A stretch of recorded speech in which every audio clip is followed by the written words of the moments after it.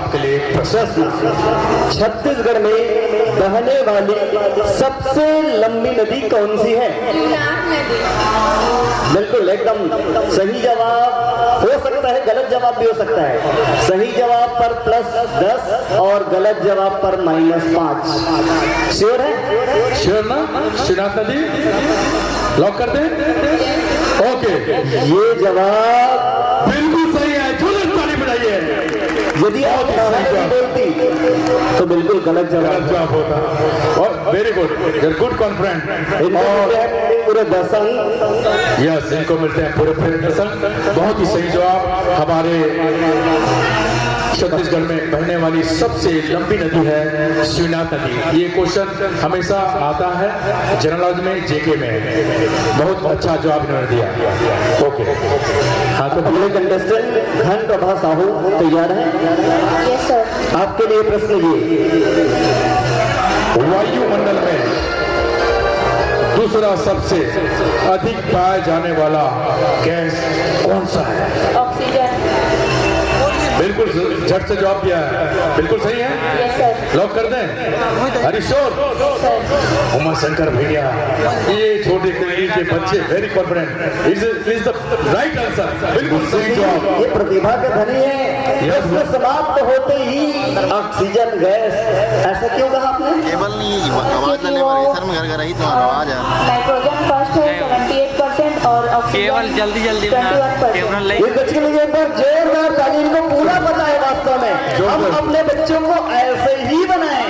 बिल्कुल। हमने पूछा दूसरा, इन्होंने पहला भी जवाब दे दिया, दूसरा भी जवाब दे दिया। जी भैया, और बिल्कुल। दूसरे जवाब पर इनको मिलते हैं पूरे 10 अंक। जोरदार ताली बजाइए। जहाँ ग्राम करली में उमा शंकर जैसे भैया शिक्षक हों तो वहाँ छात्र तो मेधावी होंगे ना। एक बार जोरदार ताली बजाइए बच्चे के लिए। She is very confident and give the good answer. अगला प्रश्न है सूर्यकांत साहू के लिए। तैयार है सूर्यकांत?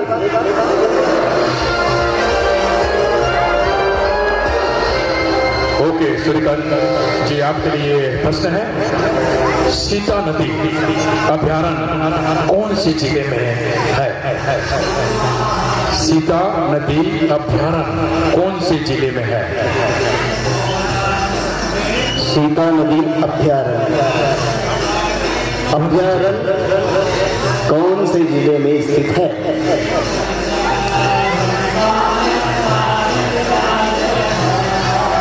कोई गेस? बस्तर हो सकते हैं। बस्तर गलत जवाब है बेटा। बस्तर नहीं है। पास करेंगे इसको लक्की साहू के लिए। हाँ, लक्की साहू जी कुछ आइडिया है?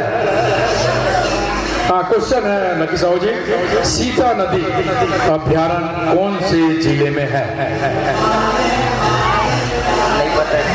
नहीं पता। पास। ओके। उपासना साहू जी एकदम सुनते ही धमतरी बोल दिए। सीता नदी अभ्यारण्य कौन से जिले में है? तो आपने कहा धमतरी। हरीश्वर एकदम कॉन्फिडेंट, लॉक कर दें। आप कौन से जिले में है अभी? धमतरी जिले। बिल्कुल सही जवाब भाई, ये धमतरी जिला में है। लक्की जी, धमतरी जिला में है सीता नदी अभ्यारण्य और बिल्कुल सही जवाब इन्होंने दिया है। एक बार जोरदार ताली बजाइए। और शंकर भैया, इन्हें कितने अंक मिलते हैं? 10 अंक मिलते हैं भैया। और निश्चित ही इन्होंने ऐसे प्रश्नों को बना करके प्रयास विद्यालय बिलासपुर में अपना स्थान बनाए हैं। वाह वाह। और अभी कक्षा 10वीं हायर स्कूल की जो परीक्षा है बिलासपुर से ये देंगे। करेली क्षेत्र की बच्ची है और निश्चित रूप से उपासना साहू अपने माता पिता का नाम रोशन कर रही है। और इनके पिता है श्री देव कुमार साहू जी, जो कि हमारे प्रेरणा मंच के सदस्य भी है। अरे वाह वाह, क्या बात है। एक बार जोरदार तारीफ रहिए इस बच्चे के लिए, जिन्होंने बहुत ही अच्छा प्रश्न का उत्तर दिया। अगला प्रश्न। ओके, चलिए अब अगले प्रश्न की ओर चलते हैं। सेकंड राउंड है ये। खुशबू साहू के लिए। खुशबू साहू के लिए। खुशबू जी रेडी? ओके, सुनिए ध्यान से खुशबू जी, ये रहा आपके लिए प्रश्न। छत्तीसगढ़ में महतारी एक्सप्रेस के लिए कौन सा नंबर डायल किया जाता है? प्रश्न एक बार फिर, छत्तीसगढ़ में महतारी एक्सप्रेस के लिए कौन सा नंबर डायल किया जाता है? छत्तीसगढ़ महातारी सुने एक्सप्रेस जो लोगों की सहायता करते हैं, उसका नंबर क्या है, ये प्रश्न है आपके सामने। हाँ बोलिए। सही जवाब +10, गलत जवाब -5 अंक। नहीं तो पास कर सकते हैं। ठीक ठीक। और यह प्रश्न जाता है अब कांति साहू को। हाँ कांति साहू नहीं पता, पास घन प्रभा साहू के लिए। नो आइडिया सर जी। सूर्यकांत लकी। हाँ बोली लकी, नहीं पता। उपासना 102। कोई है जो 100 दे रहे हैं? 102 इन्होंने कहा है। एक बार पुनः सुन लीजिए। छत्तीसगढ़ में महातारी एक्सप्रेस के लिए कौन सा नंबर डायल किया जाता है? तो इन्होंने 102 कहा है। बेटा अगर आप 103 कहती तो गलत होता, 104 भी बोलती तो भी गलत होता। 102 बिल्कुल सही आंसर है। कठोर ताली बजाइए, बहुत ही अच्छा आंसर इन्होंने दिया 102। जब कभी भी कहीं पर समस्या आती है, परेशानी आती है, तो हमारी छत्तीसगढ़ में महातारी एक्सप्रेस चलती है, उसके लिए 102 नंबर डायल किया जाता है। और साथ ही 108 नंबर भी डायल किया जाता है। हाँ साथ 108 नंबर भी डायल किया जाता है। 102 और 108 में केवल इतना ही अंतर है कि 108 कोई सा भी आप दुर्घटना में डायल करेंगे तो वो जो छत्तीसगढ़ शासन की जो सहयोग है आपको वाहन के माध्यम से मिलता है। और साथ ही 102 नंबर कब डायल किया जाता है? जब महातारी 9 महीने तक प्रसव पीड़ा में रहती है और बच्चे को जन्म देने की स्थिति में आ जाती है, तो उस समय 102 नंबर डायल किया जाता है। और उस समय जो एक्सप्रेस आता है उसको महातारी एक्सप्रेस के नाम से जाना जाता है। तो बच्चे के लिए एक बार जोरदार ताली। और उपासना साहू को इस सही जवाब पर मिलते हैं पूरे 10 अंक। और आइए ये दूसरा राउंड भी यहाँ पर समाप्त होता है। और दूसरे राउंड पर स्थिति क्या है हमारे स्कोरर, ये मनी साहू बताएंगे। बहुत ही सुंदर प्रयास और खेल खेला है इन बच्चों ने। देखते हैं स्कोर बोर्ड में। हेलो, दूसरे राउंड के बाद कांति साहू का 5 मार्क्स 5 नंबर है, प्रभा का 10, खुशबू का 5 और उपासना का 20 जो हाईएस्ट है, सूर्यकांत का 0 और ओमेंद्र का -5। पहला जो है उपासना, ठीक है, और दूसरे में है 2 लोग। हाँ, दूसरे में है प्रभा और तीसरे में है कांति और खुशबू 5-5 नंबर के साथ। प्रभा का 10 अंक है, उपासना का 20 है और क्रांति और खुशबू का 5 अंक है। तीसरा नहीं, दूसरा नंबर में सिर्फ प्रभा है, तीसरे नंबर में 2 लोग हैं। बहुत बढ़िया चल रहा है। आइए तीसरा राउंड और अंतिम राउंड। इसमें केवल आपको 5 प्रश्न मिलेंगे और यह प्रश्न भी प्रदान किए हमारे फत्तूराम साहू जी ने, और उन्हीं के नाम पर यह राउंड रखा गया है फत्तू फटाफट राउंड। वाह क्या बात है। मतलब सही जवाब पर आपको मिलते हैं एक प्रश्न में 100 रुपए नगद इनाम। हमारे नोबेल भाई सही जवाब पर 100 रुपए तैयार रखे हैं, उधर से आएगा हमारे पास और हमारे जूनियर अमिताभ बच्चन साहब से आपको मिलेंगे सीधे आपके जेब में। चलिए तो आप लोग तैयार हैं?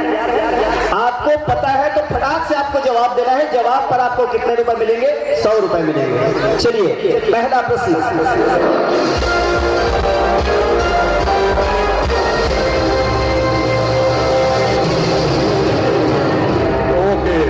तैयार हो जाइए बम्पर प्राइज पाने के लिए। तो ये है पहला प्रश्न। श्री रामचंद्र के बहन का नाम क्या है? श्री रामचंद्र जी के बहन का नाम क्या है? भगवान रामचंद्र जी की बहनी कौन हरे इसे कहा? हाँ कोई भी बता सकते हो, बड़े बुजुर्ग। श्री रामचंद्र भगवान के बहन के नाम क्या है? तो 100 रुपये में ही आप नाम। हाँ जी यदि आप लोग में से किसी को नाम पता है, चलिए इधर। शांता देवी। क्या बोल रहे हैं? शांता देवी बोल रहे हैं। शांता देवी सही जवाब है भैया।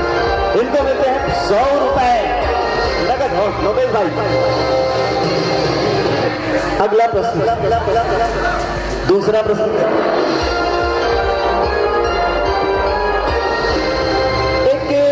जानकारी आप लोगों के लिए, ऑडियंस को यदि उत्तर पता रहता है तो यहाँ पर आएंगे, पहले अपना नाम बताएंगे, उसके बाद उत्तर बताएंगे। जी जी भैया, बिल्कुल। एक बार पुनः आप सबको बता दो, ऑडियंस को अगर पता है तो कृपया यहाँ पर आएंगे, अपना नाम बताएंगे और आंसर देंगे। ठीक है, दूसरा प्रश्न है। हाँ, कंटेस्टेंट सभी तैयार है आप लोग?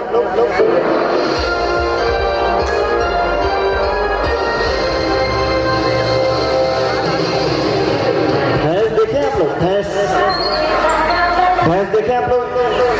भैंस के बच्चे को किस नाम से पुकारा जाता है? बहुत जल्दी जवाब, ये है करली छोटी। Very talented girls and boys. ये सही जवाब है ना, ऑडियंस बताएंगे। पड़वा का था भैया? हाँ सही कहा, बिल्कुल सही जवाब पड़वा। किसने आंसर दिया था? उपासना। उपासना को सीधे 100 रुपये आपको मिलेगा। सीधे 100 रुपये। ओके, चलिए उमर से कर दिया, समय का अभाव है। अगला प्रश्न।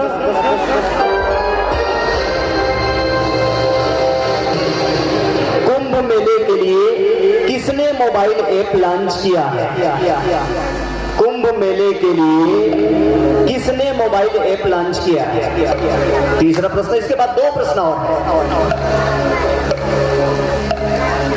बताइए, एनी गेसेस? आप लोग को पता नहीं है? चलिए ऑडियंस है, आइए आइए आइए। 100 रुपए का सवाल है, लीजिए।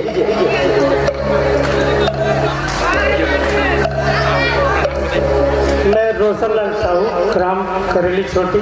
उत्तर बताएं। योगी आदित्यनाथ। क्या उमा शंकर भैया ये जवाब सही है?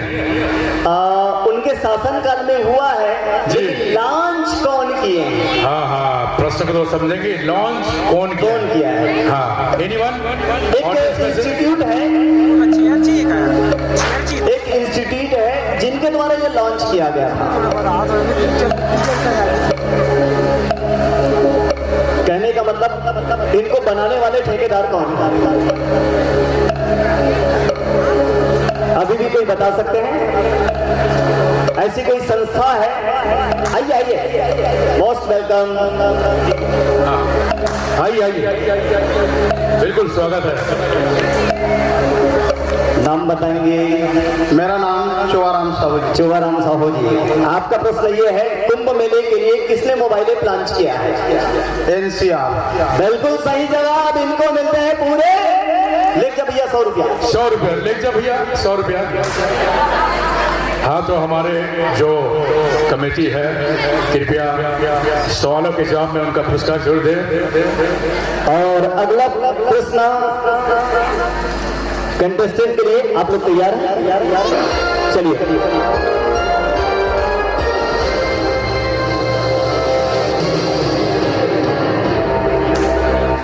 भारत में सर्वोच्च नागरिक पुरस्कार का क्या नाम है? भारत रत्न।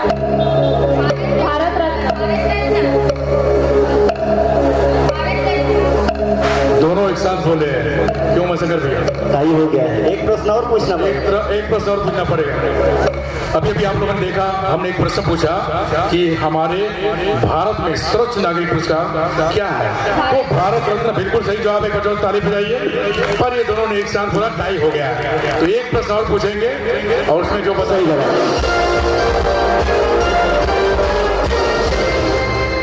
आपको बताना है, दोनों के लिए प्रश्न है कि भारत में किस खिलाड़ी को भारत रत्न प्राप्त हुआ है? हाँ बताइए। सचिन तेंदुलकर। ऑडियंस बिल्कुल सहयोग प्रदान करेंगे। Sachin Tendulkar, right, confident. Uma Shankar audience से जवाब आ रहा है, लेकिन ऑडियंस से जवाब आ रहा है। भाई ऑडियंस कृपया खेल में विघ्न बाधा ना डालें। बिल्कुल सही जवाब है, लेकिन जवाब कहाँ देना है ये यदि हमको पता चल जाए ना तो हम IPS होंगे। ओके, बिल्कुल उमा शंकर जी।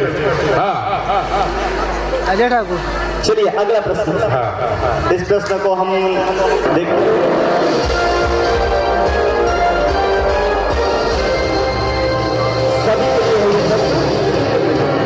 सभी कंटेस्टेंट के लिए ये प्रश्न, भारत में सबसे पहले सूर्य किस राज्य में उदय होता है?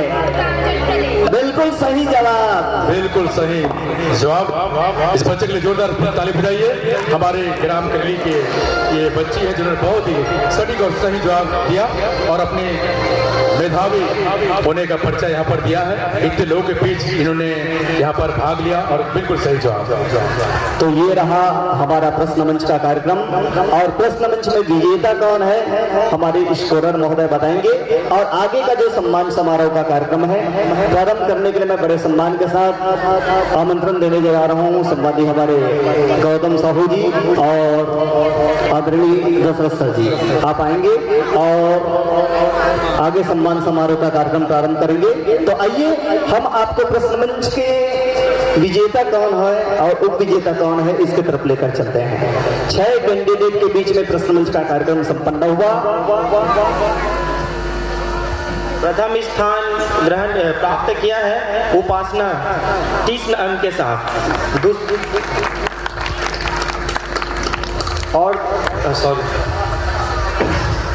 और द्वितीय स्थान प्राप्त किए हैं खुशबू 15 अंक के साथ। करेली आओ। तृतीय स्थान है 10 अंक के साथ प्रभा और चौथा है क्रांति साहू और पांचवा है सूर्यकांत जी और छठवें में है ओमी। बहुत बहुत बधाई विजेता के लिए। पर जोरदार ताली। उपासना कौन है? बहुत बढ़िया है। एक बार फिर से परिचय दे दीजिए बेटा। करके चलते हैं तो निश्चित ही उसमें परमात्मा की कृपा छुपी रहती है। और आज हम 13 से हो गए हैं 26, अर्थात हम लोग दुगुना हो गए। एक बार चाहूंगा आपके सहयोग के कारण से हमारा जो सदस्य संख्या है इस बार 26 हो गया है। इस प्रकार से लगातार हमारा कारवा बढ़ते जा रहा है और जुड़ते जा रहा है। और हमारा जो लोगो है आप लोग देखते हैं कि इसमें स्वामी विवेकानंद का जो पावन उद्देश्य है रहा है आदर्श वाक्य, उठो जागो और तब तक आगे बढ़ते रहो जब तक लक्ष्य की प्राप्ति ना हो। इन्हीं पावन उद्देश्य को लेकर के हम सब भी चल रहे हैं और यही प्रयास कर रहे हैं कि ग्राम के जो भी प्रतिभावान छात्र छात्राएं हैं उनको हमेशा आगे बढ़ाते रहें। साथ ही हमारे प्रसिद्ध वैज्ञानिक डॉक्टर APJ अब्दुल कलाम, उनका जो आदर्श वाक्य है कि सपने वो नहीं होते हैं जो नींद में देखा जाता है, बल्कि सपने वो होते हैं जो आपको सोने ना दे। ऐसा उनका उद्देश्य है। तो हमारा भी उन उद्देश्य को लेकर चलने का यही प्रयास है कि गांव के अंदर जो भी वैज्ञानिक सोच वाले बच्चे हैं उनको आगे बढ़ाएं, उनको मार्गदर्शन करें, प्रेरित करें। साथ ही हमारे लोगों में जो आदर्श वाक्य है वयम राष्ट्रे जागृयाम पुरोहिता, ये आदर्श वाक्य जो लिया गया है यजुर्वेद के 9वें अध्याय के 23वें मंत्र का एक भाग है, जिसमें कहा गया है कि हम जो पुरोहित है, जो समझदार युवक है, वो सदैव जीवंत और जागृत बनाए रखे, अपने देश के प्रति कर्तव्य के प्रति हम जागृत रहे और देश को आगे बढ़ाए। इस प्रकार से पावन उद्देश्य को लेकर के हम आगे बढ़ रहे हैं। और गायत्री परिवार का भी एक बहुत ही पावन उद्देश्य है, हम सुधरेंगे युग सुधरेगा, हम बदलेंगे युग बदलेगा। ये प्रयास हमारा चल रहा है और इस प्रकार से शानदार इस वर्ष 8 वर्ष आप सबके सहयोग से चल रहा है। और हम लोग 2018 से लगातार कार्यक्रम आयोजित कर रहे हैं, जिसमें गांव के जो प्रतिभावान छात्र छात्राएं हैं जो 10वीं और 12वीं में प्रथम स्थान प्राप्त करते हैं उनको प्रेरणा मंच के द्वारा सम्मानित किया जाता है। साथ ही जो भी हमारे गांव के जो कर्मचारी नियुक्त होते हैं, चयनित होते हैं शासकीय सेवा में, उसको प्रेरणा मंच के द्वारा सम्मानित करते हैं ताकि दूसरे प्रेरित होकर के अपना मार्ग प्रशस्त करें। और 2018 से यह कारवा चल रहा है, जिसमें हमारे बीच जो सबसे पहले हमारे कार्यक्रम का शुरुआत हुआ था डॉक्टर दिनेश साहू जिसके द्वारा हमारा कार्यक्रम शुरुआत हुआ था। सबसे पहले प्रेरणा स्रोत के रूप में हमारे बीच सम्मानित हुए थे और आज बड़ी खुशी की बात है कि उन्होंने हमारे प्रेरणा मंच के सदस्यता को ग्रहण किया है। इसी प्रकार से कारवा बढ़ता गया। डॉक्टर ईश्वरी साहू को प्रेरणा स्रोत के रूप में कार्य किए, हुमेंद्र साहू जो इस प्रकार से हर वर्ष हम लोग यही प्रयास करते रहे हैं कि हमारा जो प्रेरणा स्रोत जो है गांव के युवाओं को जागृत करे और ये आप सबका सहयोग रहा तो निश्चित ही हम इसी प्रकार से लगातार कार्यक्रम करते रहेंगे ताकि गांव के जो प्रतिभावान छात्र छात्रा हैं उनका मनोबल ऊंचा हो सके। साथ ही एक और पावन उद्देश्य हमारे प्रेरणा मंच के द्वारा प्रयास किया गया है कि गांव में एकता की भावना सन्निहित रहे। आज हम देखते हैं कि गांव में विभिन्न प्रकार के जाति धर्म के नाम से बटा हुआ है जिसमें सामाजिक समरसता जो है दूर होते जा रहा है। तो हमारा प्रेरणा मंच का यही प्रयास है कि सबको एक साथ एक मंच पर आसन प्रदान करके सम्मानित किया जाए ताकि गांव में जो अलग अलग जाति धर्म की भेदभाव रहती है वो सब भी दूर हो, सब मिलकर के एक जगह एकत्रित हो और इस कार्यक्रम में सहभागी बने। इसलिए समस्त गांव में जितने भी जाति के लोग रहते हैं सबके प्रमुख को हम गांव में के मंच पर आमंत्रित करते हैं, उसको सम्मानित करते हैं ताकि गांव में एकता बने रहे। और हमारा यही प्रयास है कि गांव में जो अशिक्षा और जो नशा पान के प्रति जो लोगों की प्रवृत्ति बढ़ रही है उसको भी दूर करने का हमारा प्रयास लगातार जारी है। तो आप सबका सहयोग रहेगा तो हम लोग प्रेरणा मंच के माध्यम से जो कहा गया है कि अभी ग्राम करेली छोटी आदर्श गांव की श्रेणी में आता है और हमारे छत्तीसगढ़ में ही नहीं बल्कि ग्राम करेली छोटी की जो रचना है, यहाँ की जो जिस प्रकार से बसावट है उसकी चर्चा जो है पूरे भारत देश में होने वाली है। तो हमारा यही प्रयास है क्योंकि करेली छोटी का नाम इतना दूर पहुंच चुका है और अगर कोई करेली छोटी को देखने के लिए आए बाहर से तो लगना चाहिए कि वास्तव में जो नाम सुने हैं वह हमारा जो सार्थक है। तो आप सबसे भी निवेदन है कि गांव में जो भी किसी प्रकार से नशा पान संबंधी जो भी कार्य होता है उसको दूर करें ताकि हमारा जो सोच है वो आगे बढ़ सके और वास्तव में केवल किताब में नहीं, लेखन में नहीं, वास्तविकता में ही ग्राम करेली छोटी आदर्श गांव बन सके, यही हमारा प्रेरणा मंच का उद्देश्य है। और मैं चाहता हूं कि आप लोग सभी इसमें सहयोग प्रदान करेंगे। बातें तो बहुत कुछ है लेकिन संक्षिप्त रूप में ये जानकारी आप सबके सामने प्रस्तुत किया। बोलिए माता रिच्छिनी की। आज गली गली अवध सजाएंगे, आज पग पग पलक बिछाएंगे, आज सूखे हुए पेड़ फल जाएंगे, नैना भीगे भीगे जाए कैसे खुशी छुपाए राम आएंगे, कुछ समझ न पाए कहाँ फूल बिछाए राम आएंगे, नैना भीगे भीगे जाए कैसे खुशी छुपाए राम आएंगे, कुछ समझ न पाए कहाँ फूल बिछाए राम आएंगे।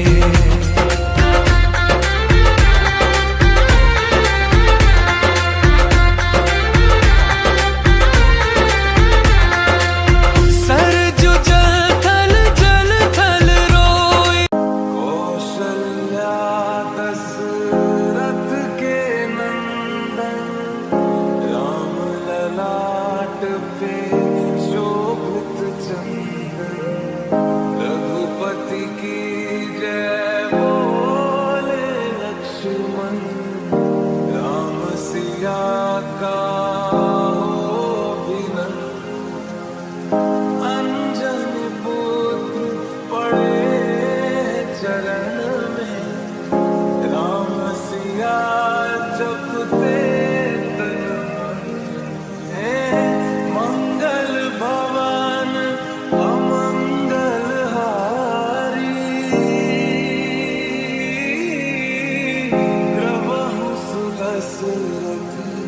अजर बिहारी राम सिया राम जय जय राम राम सिया राम जय जय राम सिया राम जय जय राम सिया राम जय जय राम।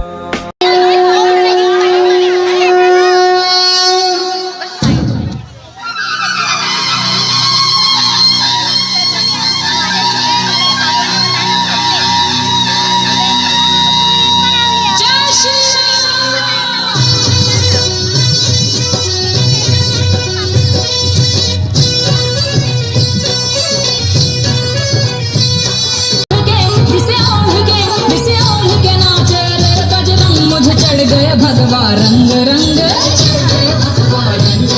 मुझे चढ़ गया भगवा रंग रंग, ये भगवा रंग, ये भगवा रंग, ये भगवा रंग, ये भगवा रंग,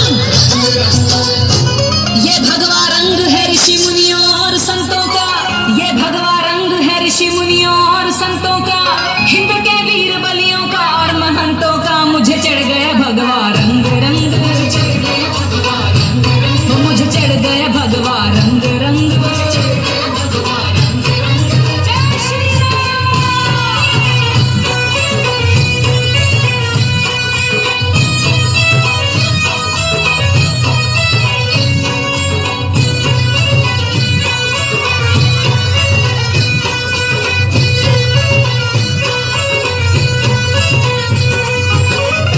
ये रंग रंग लिया माँ भारती के वीर लालों ने, ये रंग रंग लिया माँ भारती के वीर लालों ने, नहीं घुल सकता है ता जिंदगी नदियां न तालों में। मुझे चढ़ गया भगवा रंग रंग, मुझे चढ़ गया भगवा रंग रंग। जय श्री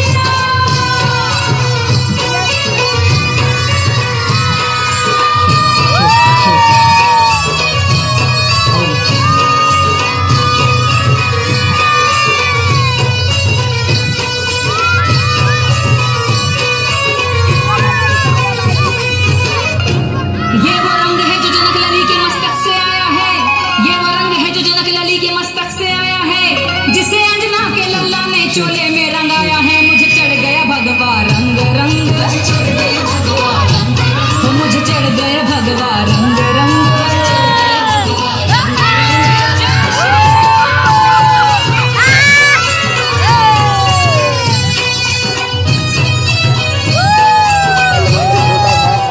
क्योंकि छोटे सदस्य थे, आज इस साल देखिए 2, 2, 4 और 5 सदस्य नए आए हुए हैं, तो मंच बढ़ गया है और हो सकता है आने वाले साल में थोड़ा सा और बढ़े, तो आप लोगों को भी थोड़ा सा और आगे जाने की जरूरत पड़े। निश्चित तौर पर हमारे साथी सम्मान ले रहे हैं और बहुत सुंदर उद्देश्य रखा गया है। वास्तव में आप सबको मैं बता दूं कि आज विभिन्न समाज में जो व्याप्त बुराई है, जो हर माँ बाप की एक पीड़ा है, घट घट माँ देवी तुम्हारी, घट घट माँ देवता हो, घर घर माँ बाता दाई, घरों घर निवता हो, घर घर माँ बाता दाई, घरों घर निवता हो। देवी जोहार जोहार, देवता जोहार जोहार,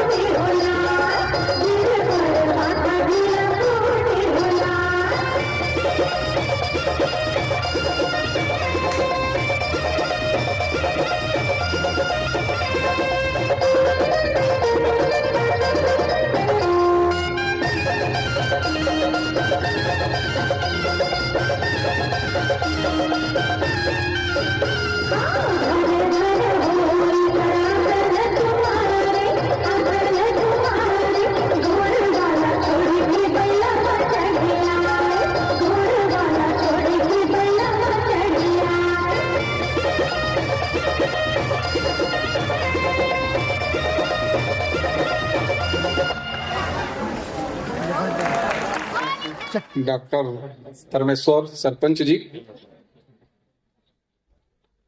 और लक्ष्मण दास जी वैष्णव विशिष्ट अतिथि के रूप में हैं।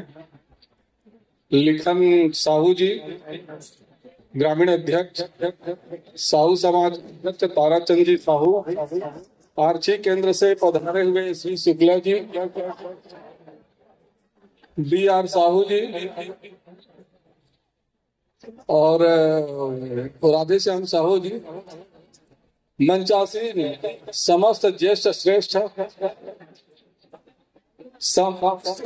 उपस्थित गणमान्य नागरिकों, माताएं बहनों, उपस्थित मेरे बाल गोपालों, आज आप लोगों को दीपावली पर्व की बधाई देते हुए आज जो कार्यक्रम हो रहा है बच्चों को उनके प्रतिभाशाली होने का पहचान है। प्रतिभाशाली छात्र छात्राओं को सम्मान देना है और दूसरा कैरियर गाइडेंस का से जुड़ी हुई बातें हैं। मैं खास तौर से 10वीं 12वीं नीचे के बच्चों को भी तो कैरियर गाइडेंस मिलता है। कैरियर गाइडेंस क्या है, मैं मतलब में लोग अलग अलग अपने अपने ढंग से विचार व्यक्त करते हैं। कैरियर गाइडेंस का मैं जो मानता हूँ उसका सही अर्थ एक श्रेष्ठ नागरिक, एक श्रेष्ठ इंसान, गुड सिटीजन ये होना चाहिए। बाद में हम चाहे कृषि करें, व्यापार करें, शासकीय गैर शासकीय नौकरी करें, कोई आर्किटेक्टर बने, कोई इंजीनियर बने, जो भी बने, लेकिन फर्स्ट ऑफ ऑल एक श्रेष्ठ नागरिक बने, तभी कैरियर गाइडेंस का अर्थ सही मायने में साबित हो सकता है। अधिकतर कैरियर गाइडेंस के संदर्भ में माता पिता बहुत एक सपना पाल लेते हैं। सपना क्या पाल लेते हैं कि जब बच्चा स्कूल जाता है तो उसके साथ में जो कुछ भी पठन पाठन की सामग्री होती है, साधन होते हैं, पुस्तक कॉपी पेंसिल होता है, लेकिन उसके साथ में उनका पालकों का एक सपना होता है और सपने को साकार करने के लिए क्या चाहिए, एक जुनून चाहिए। बिना जुनून शब्द को छोटे बच्चे नहीं समझ पाए होंगे क्योंकि ये शब्द बड़ा टाइप का लगता है। मतलब एक प्रकार के सस्ते शब्द में कहूँ तो उसे ललक, शिक्षा के लिए ललक, पढ़ाई अध्ययन अध्यापन के लिए ललक होना चाहिए। उसके बाद में उसको कौशल होना चाहिए, क्रिया उसकी एक्टिविटी होना चाहिए, तो निश्चित रूप से सफलता प्राप्त होना ही होना है। हम देखते हैं कि आप इसके बाद में आप जो चुनना चाहो चुन सकते हो।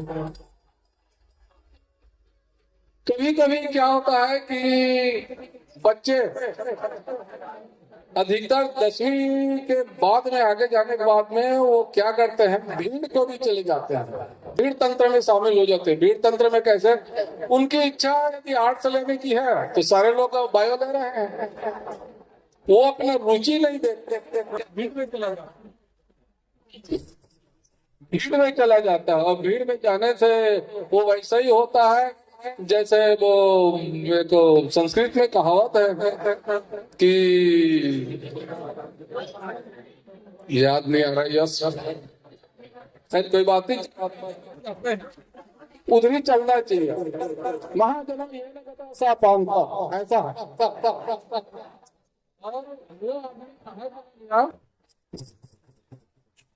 क्या बात है यार। महाजनम ये गदा सा पांथा करके शव यात्रा में शामिल हो गया भीड़ में। अब उसके बाद में देखता है चलते चलते तो संकट काले शमशान घाटे यश और वो वहाँ गद्दा शमशान घाट में बैठा था, उसी को गला लगा लिया, यही संकट काल में हमारा भाई है करके। तो भीड़ तंत्र ऐसा नहीं होता। और करियर गाइडेंस का अर्थ ये नहीं है, अपने आप को पहचानो, अपने करो, तब आपको समझ में आएगा। मैंने खुद को समझो, नो टाई सेल्फ, ये है अपना बुद्धि, अपना विवेक का प्रयोग करो, फिर आना ही आना है। जहां तक मेरा ऐसा मानना है कि इसके लिए सपना देख सकते होना चाहिए, हल्का नहीं। जैसे और उसका भाग हवाई जहाज चलाने के लिए यहाँ गाँव से सब जुनून उनका जो कौशल हवाई जहाज चलाने में सफल हो गया। मैं यही कहना चाहूंगा कि बिना कड़ी मेहनत किए आपकी सफलता संदिग्ध है। कड़ी सफलता ही अंतिम सत्य है। अब इसी से ये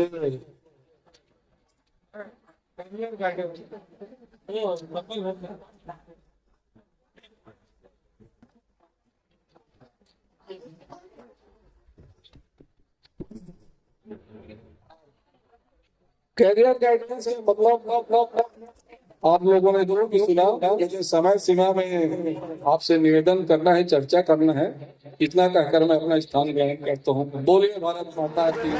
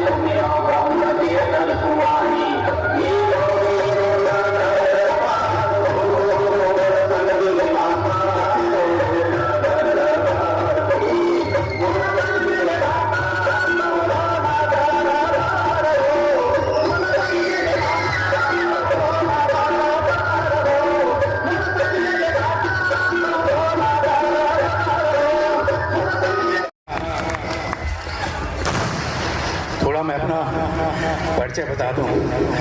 ग्राम करेली छोटी, जहां पर बड़े बड़े एंकर उद्बोधन करने वाले हैं, सुबह को सुबह कहते हैं और शाम को शाम, और जिन्हें मोड़ पर आने वाले प्रेरणा मंच में संचालन करने के नाम को आदरणीय श्री दशरथ भैया और उमा शंकर भैया कहते हैं। एक बार जोरदार भैया, दशरथ भैया और उमा शंकर भैया, क्योंकि मैंने उन्हें देखा और उनसे प्रेरणा लेता हूँ, सीखता हूँ। क्योंकि एक शिक्षक स्वयं चलकर दूसरों को प्रकाश देता है, ऐसे हैं शिक्षक।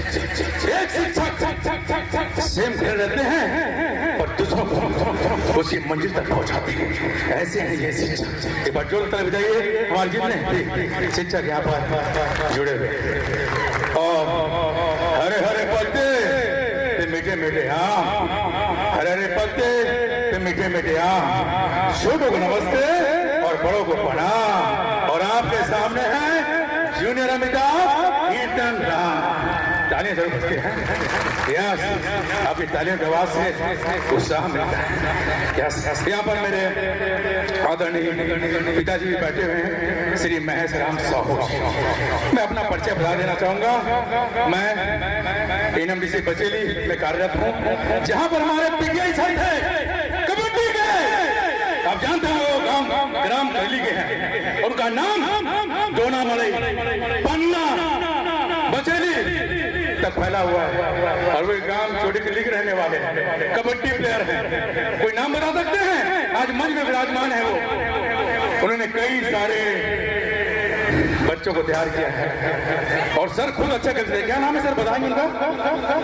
क्या नाम है उनका? लक्ष्मण दास वैष्णव, श्री लक्ष्मण दास वैष्णव। बिल्कुल सही जवाब। एक बार जोर ताली बजाइए आदरणीय श्री लक्ष्मण दास वैष्णव सर का।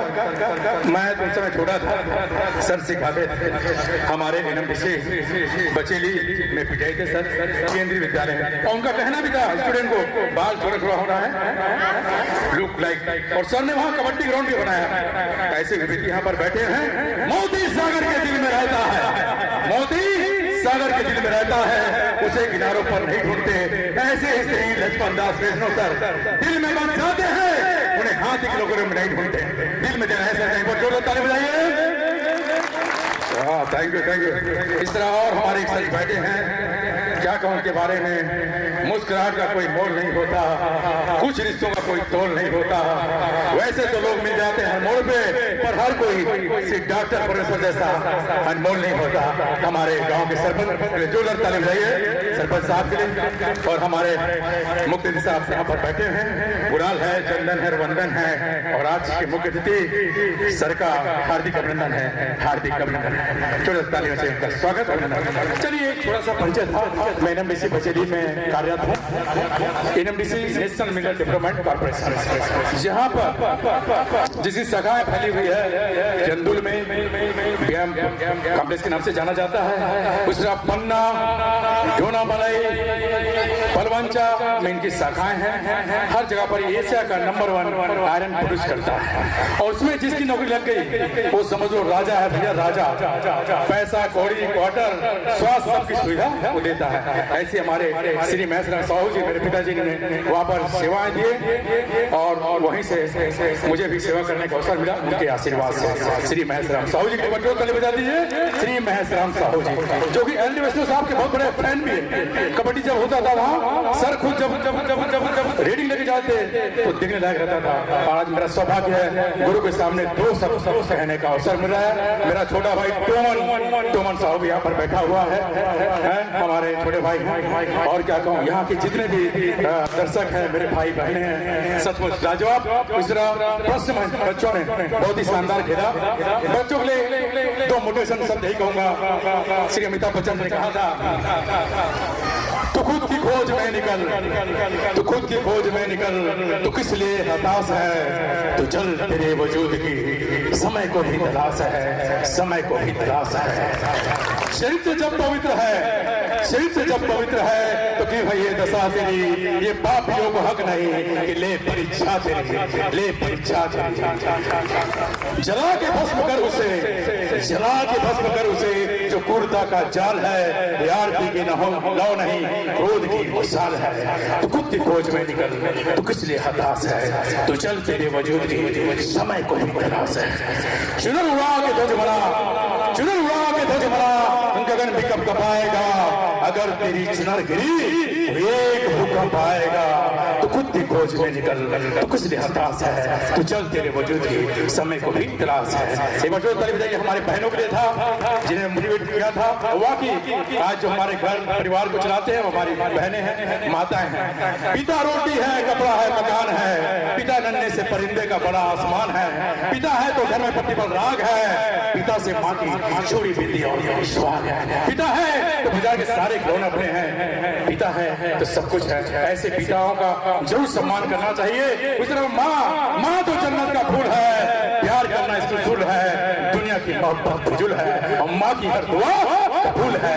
ऐसे माताओं का मैं चरण स्पर्श करता हूँ, जिस्म होती है मगर जान नहीं होती, बड़े अपने होते हैं जिनकी माँ नहीं होती, माँ नहीं होती। ऐसे माता पिताओं को मेरा प्रणाम है। जितने भी लोग सुन रहे हो तो अपने माता पिता का जरूर सम्मान करें। आज हम जो कुछ भी हैं, जहाँ भी हैं, तो माता पिता के वजह से हैं। माँ बाप है तब हम इस मुकाम पर हैं। हर कोई अगर आगे बढ़ता है तो माँ बाप के आशीर्वाद के बिना नहीं बढ़ता। जहाँ भी हम सफलता प्राप्त कर रहे, कुछ भी कर रहे, इन माता पिता हमारे पहले गुरु हैं, उन्हें जरूर प्रणाम करना चाहिए, क्योंकि उन्हीं के आशीर्वाद से हम बनते हैं। ऊपर वाला तो भगवान है, पर हमारे असली भगवान माता पिता हैं। ताली बजाइए।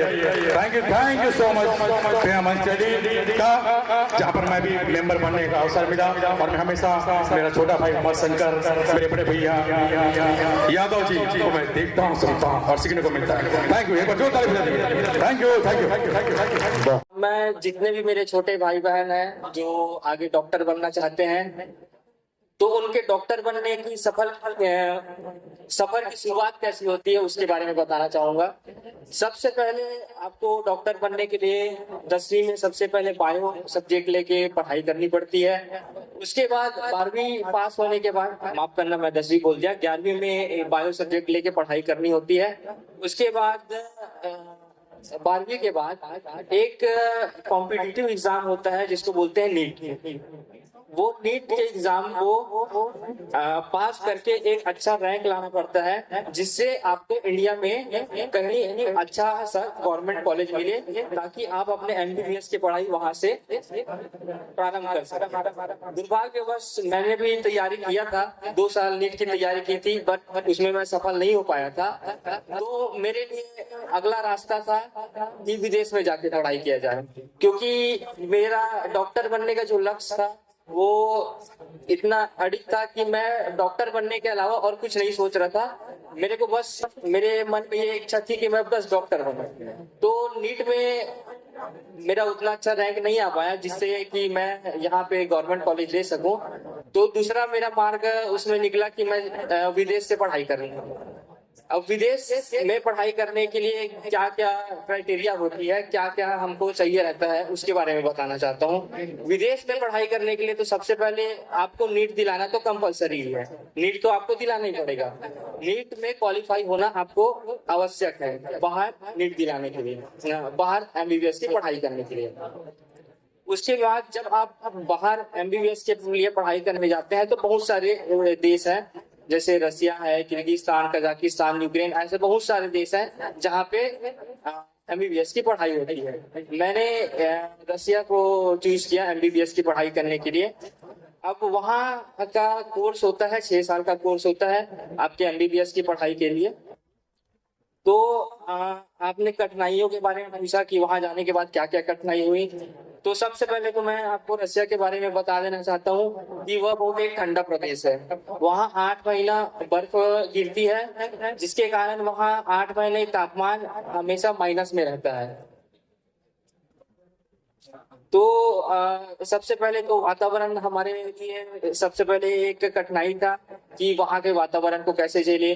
फिर वहाँ का रहन सहन था, और वहाँ का लैंग्वेज था। ऐसी छोटी छोटी बहुत सारी कठिनाइयाँ आई, लेकिन धीरे धीरे करके हमने वहाँ का भी वातावरण सब अडॉप्ट कर लिए और मेरी 6 साल की वहाँ पढ़ाई बहुत अच्छे से संपूर्ण हुई। उसके बाद जब हम रसिया से या फिर कहीं भी विदेश से पढ़ाई करके आते हैं तो उसके बाद हमको इंडिया में प्रैक्टिस करने के लिए यहाँ एग्जाम होता है, फॉरेन मेडिकल ग्रेजुएट एग्जाम। वो एग्जाम को हमको निकालना पड़ता है, वो एग्जाम हमको पास करना पड़ता है। मैंने वह एग्जाम अपने प्रथम प्रयास में 12 जनवरी 2025 को वह एग्जाम हुआ था। उस एग्जाम को मैंने अपने प्रथम प्रयास में पास किया। उसके बाद अभी मैं गवर्नमेंट मेडिकल कॉलेज कोरबा में इंटर्न डॉक्टर के रूप में कार्यरत हूँ।